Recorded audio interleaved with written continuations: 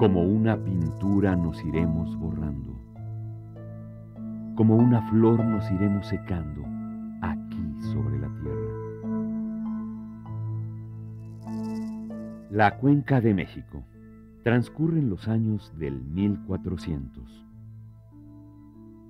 Un grupo llamado Chichimecas se estableció en estos parajes 200 años antes, en el lago de Texcoco. El señorío de Acolhuacan se encontraba desgastado por las constantes luchas internas que disputaban sus familias. Una corte en tensión fue el seno familiar del nuevo príncipe, quien más tarde sería guerrero, sabio y poeta.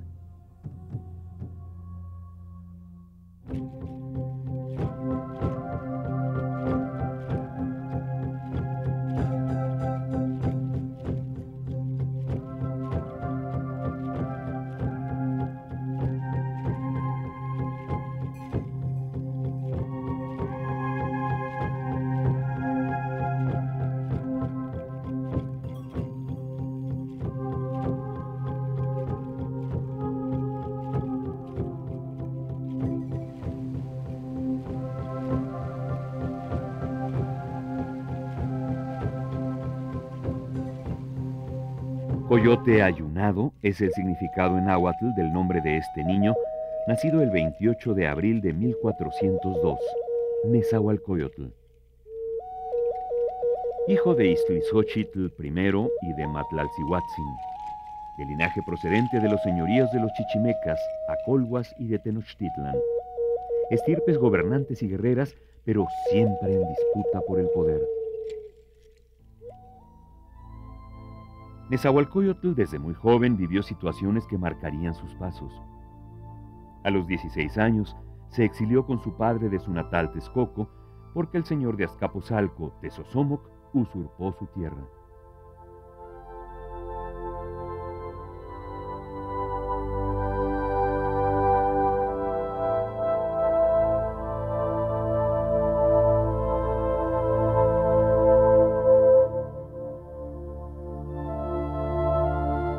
Llegando a un lugar llamado Tapanahuayan y escondido tras un árbol, presenció la escena que le dejaría una profunda huella y marcaría su destino como guerrero.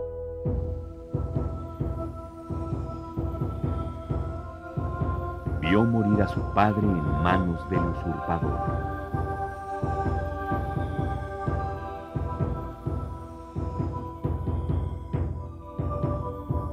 Ya de noche y bajo la tutela de un personaje que se convertiría en su educador y forjador, de nombre Huitzilihuitzi, se encaminaron por las sierras y senderos extraviados, por pasos que llevan a Tlaxcala.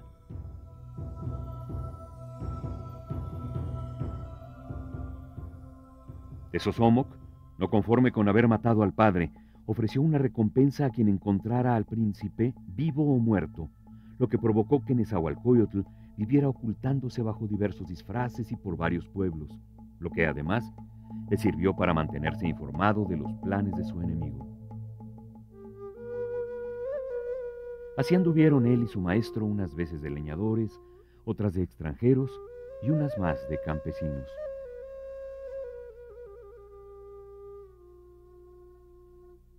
Las mujeres fueron fundamentales en su vida. En 1420, sus tías, esposas de los señores de México y Tlatelolco, solicitaron a Tezosomoc el perdón del príncipe, aduciendo su inocencia. Y así fue como se le permitió vivir en Tenochtitlan. 2 años después, se le asignó el palacio de Silan en Texcoco y se le autorizó a que viajara entre ambas ciudades. Esta suerte no duraría demasiado. Muerto Tezosomoc hacia 1425, le sucede su hijo Maxtla.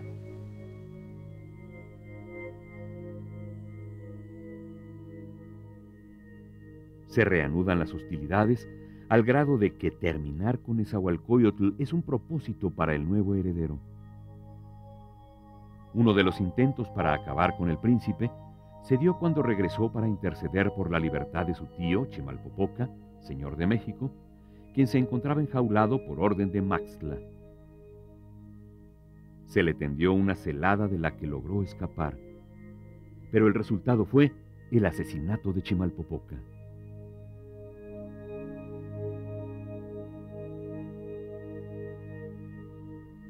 Otro intento por asesinarle lo llevó a cabo su propio hermano, Tlilmantzin, quien, manipulado por Maxtla, le invitó a una fiesta.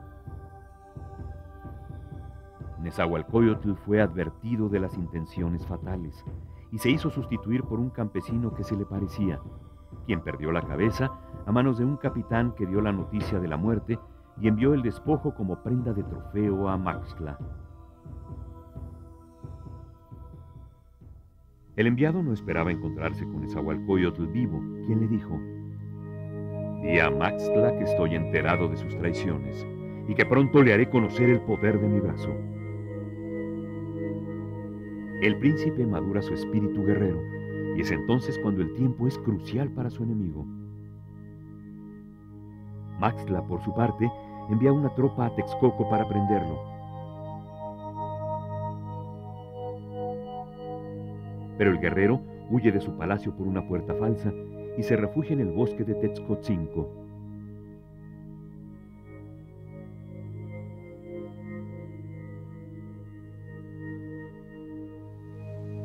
Mientras se libraba esta guerra particular, por otra parte, los señores de México y Tlatelolco declararon la guerra a Azcapotzalco.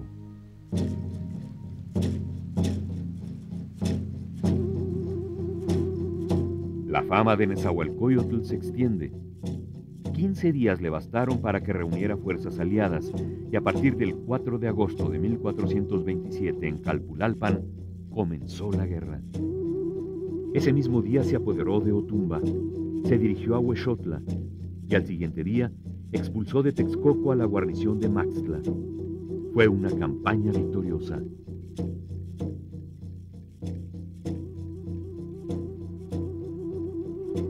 Maxtla fue muerto por manos de Nezahualcóyotl el 6 de junio de 1428 y la ciudad de Azcapotzalco fue convertida en mercado de esclavos.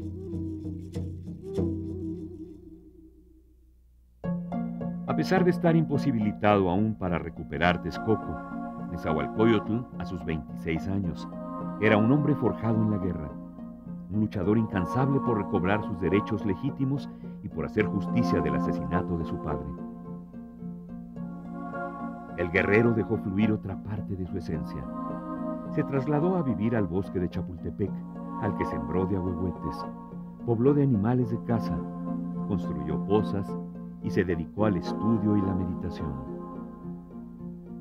Es indudable que uno de los aspectos para los arqueólogos más cercanos, más importantes con Nezahualcóyotl es esta faceta como constructor, como diseñador, como visionario de un mundo donde la creación de los dioses tiene que tener una réplica con la actuación, sobre todo de los dirigentes que tienen esa misión de materializar la imagen del universo con pirámides, con receptáculos para el agua, con relieves, con esculturas, etc.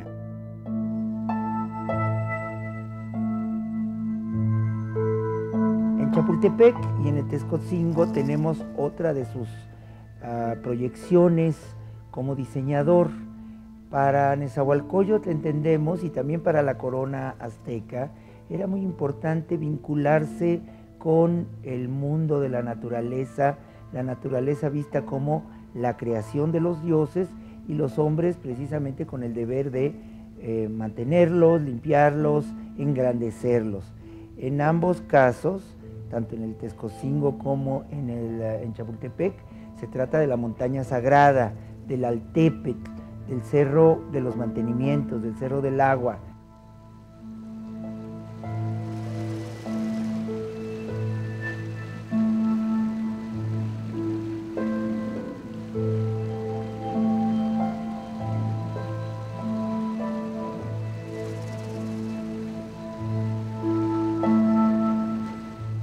Su propósito permanecía latente, y así fue que en la primavera de 1429 atravesó de noche el lago con un ejército y recuperó su capital, Texcoco, tras 7 días de combates.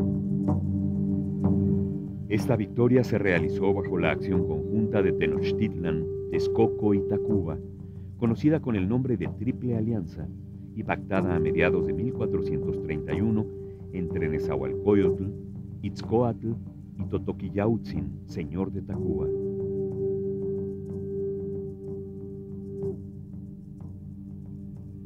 Gran cantidad de obras se reconocen durante su gobierno, lo que sirvió para admirarlo y considerarlo gran señor, estratega, sabio y poeta.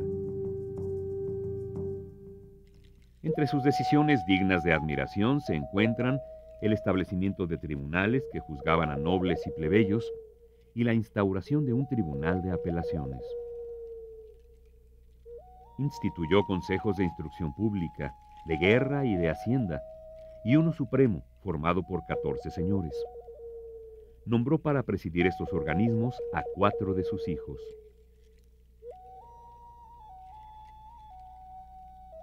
Expidió leyes para garantizar la lealtad al Estado y las buenas costumbres. La pena por la infracción a estas disposiciones era, en la mayoría de los casos, la muerte. Se dice que su política fue superior a la de los señores mexicas, porque sin perder nada de su poder central, permitió que formasen parte de su gobierno elementos locales. Además de su valía como guerrero y gobernante, Nezahualcóyotl mostró siempre amor por la naturaleza.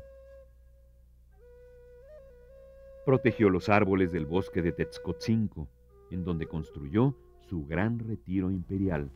Estamos en la zona arqueológica de Texcotzinco, el pequeño Texcoco, el Texcoco sagrado, o quizá el lugar de la piedra tallada. Este lugar se construyó en el posclásico tardío bajo el gobierno del señor Acolhua más importante, Nezahualcóyotl.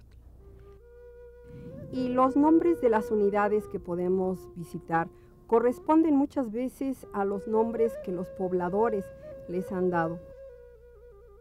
De las cosas que hemos excavado se encuentran precisamente el reservorio, que es la unidad por donde llegaba el agua y allí había personas que estaban vigilando esta unidad todo el tiempo.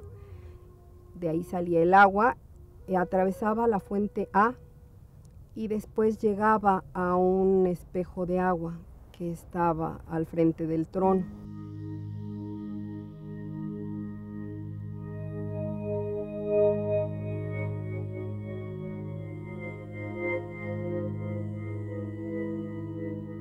El trono, que es el lugar donde aún se pueden observar restos de una plataforma tallada, que algunos de los pobladores de los pueblos cercanos dicen que todavía se podía apreciar una especie de asiento para el rey.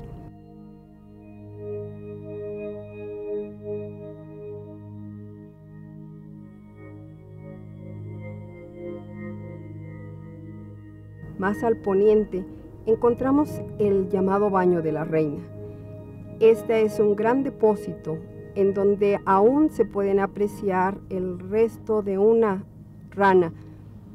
El simbolismo que al parecer tenía este lugar era que esta poza simbolizaba el lago de Texcoco y las 3 ranas eran las cabezas de los grupos dominantes, que serían los mexicas, los acolhuas y los tepanecas.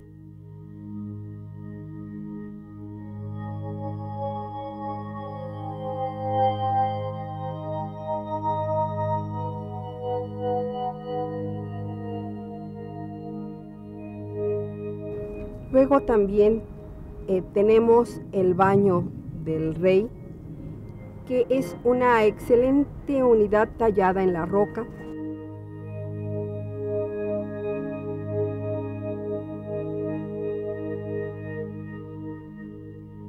Y que inclusive fue pintada por don José María Velasco a finales del siglo XIX.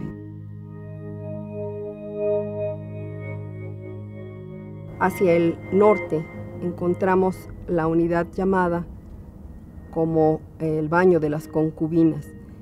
Este nombre se deriva de que no encontramos restos de canal como en las demás unidades, como las concubinas eran de un menor linaje, tenían que cargar ellas su propia agua.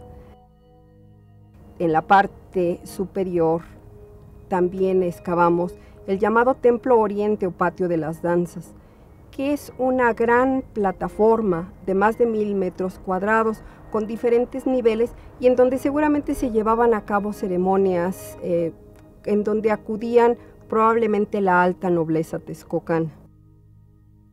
Considero que la vida en estos palacios o tecpans no debe haber pedido nada a la vida palaciega en otros lugares europeos, por ejemplo, porque los colonistas nos refieren que estos lugares tenían un gran número de personas dedicadas al servicio.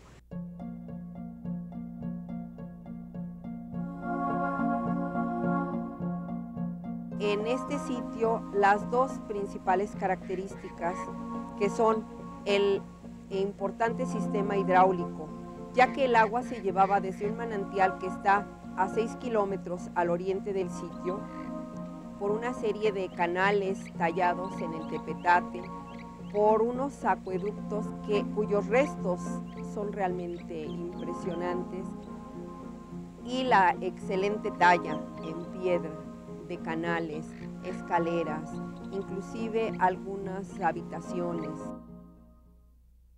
Con flores escribes, dador de la vida, con cantos das color, con cantos sombreas a los que han de vivir en la tierra.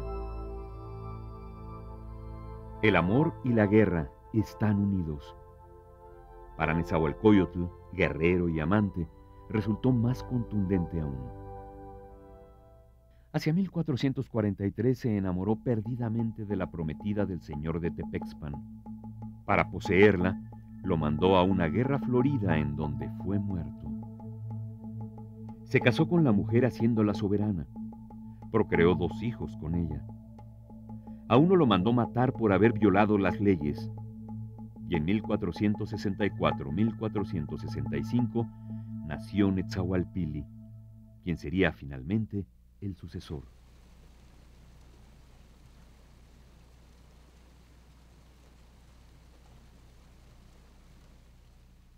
Mientras los aztecas insisten en una visión místico-guerrera del mundo y de la vida, otros, como Nezahualcóyotl, se empeñan por encontrar el simbolismo oculto de las cosas.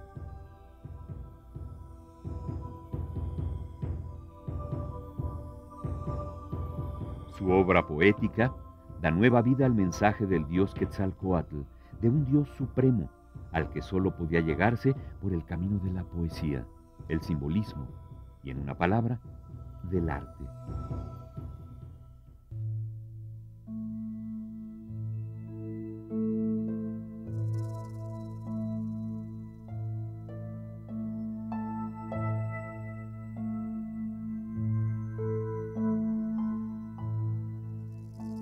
Así, Nezahualcóyotl concibió a un dios invisible, un concepto abstracto llamado Ipalmenowani, principio creador de todos los seres, al que situó por encima de todas las fuerzas visibles e invisibles.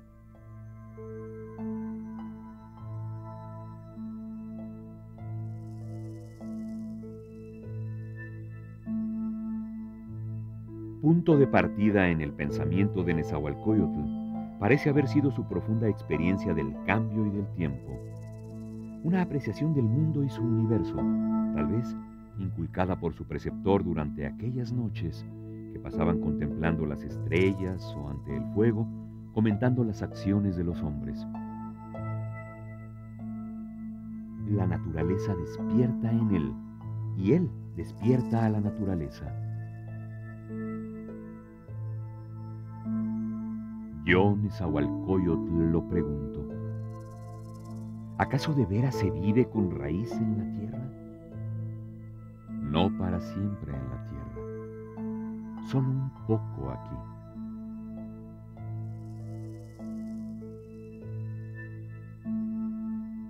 En su madurez como hombre, soberano de naciones y juez implacable y magnánimo, comprendió la fragilidad de la vida. En su pensamiento, siempre mostró una reflexión filosófica sobre la vida y la existencia.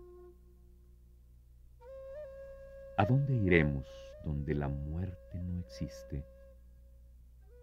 Mas, ¿por esto viviré llorando? Que tu corazón se enderece. Aquí nadie vivirá para siempre.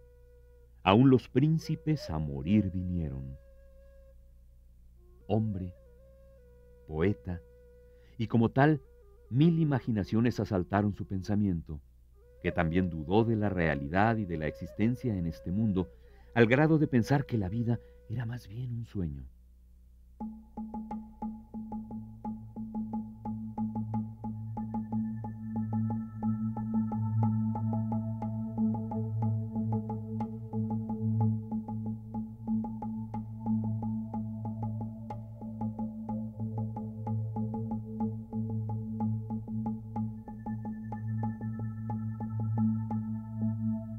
Uno de los temas recurrentes de su trabajo poético es la búsqueda de Dios y la posibilidad de vislumbrar acerca del inventor de sí mismo.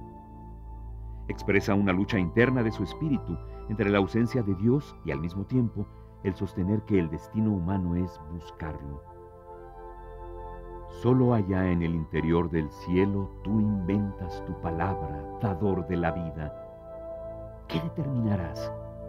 ¿Tendrás fastidio aquí? ¿Ocultarás tu fama y tu gloria en la tierra? ¿Qué determinarás? Nadie puede ser amigo del dador de la vida. ¿A dónde pues iremos? Enderezaos, que todos tendremos que ir al lugar del misterio. Del príncipe y rey Nezahualcóyotl se cuentan múltiples anécdotas. Se cantaron voces y se transmitieron con el pasar de los años diferentes historias.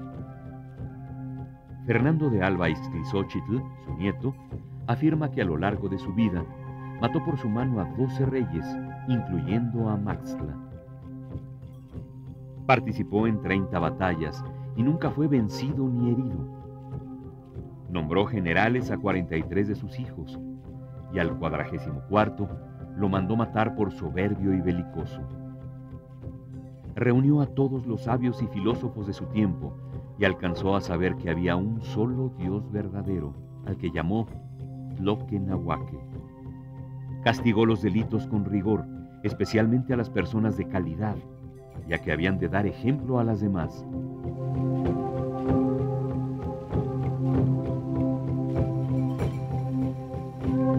Nezahualcóyotl murió a los 70 años de edad y 43 de su reinado. El encuentro con el noble príncipe Nezahualcóyotl nos acerca a la reconstrucción de un maravilloso e imaginario pasado de grandeza, sobre todo espiritual. Es escuchar el viento, mirar las plumas, es invocarle entre las flores y encontrar su rostro, un rostro de fuerza y de poesía, sensibilidad que el tiempo no puede mudar.